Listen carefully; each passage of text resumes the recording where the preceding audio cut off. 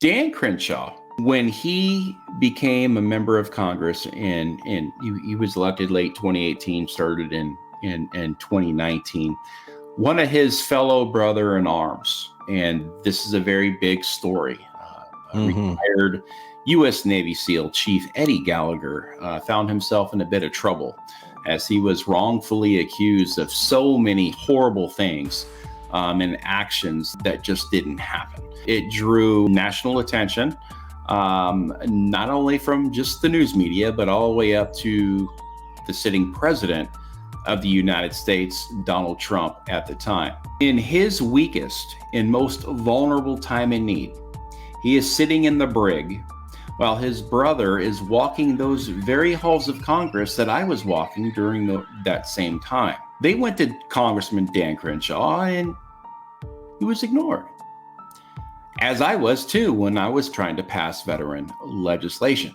I too was ignored. They had gotten a letter that 50 congressional members had signed on that were asking for his immediate release so he could prepare for trial and literally be given that constitutional right to prepare. Let's not forget about the 8 exemplary and honorable overseas combat deployments as a U.S. Navy SEAL. This guy's seen things that you just can't unsee.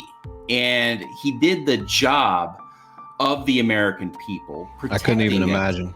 This guy is the epitome of a U.S. Navy SEAL. And I personally know his character and who he is. He's been on this show. And Eddie Gallagher's a great man.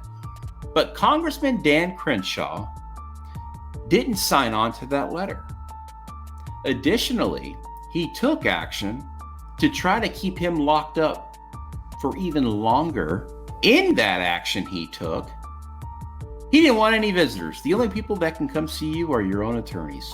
What type of leader, what type of congressman, what type of retired U.S. Navy SEAL would leave your fellow brother in arms out to hang, literally do an about face, and leave Eddie and his family holding the bag with his life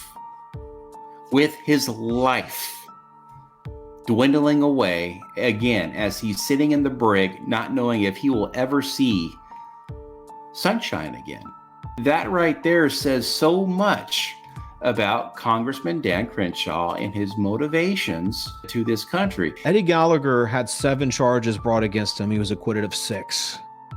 The one that stuck, he had already served time for. There has been a lot of lies, a lot of gaslighting. How do you uphold the Constitution whenever you actively work to strip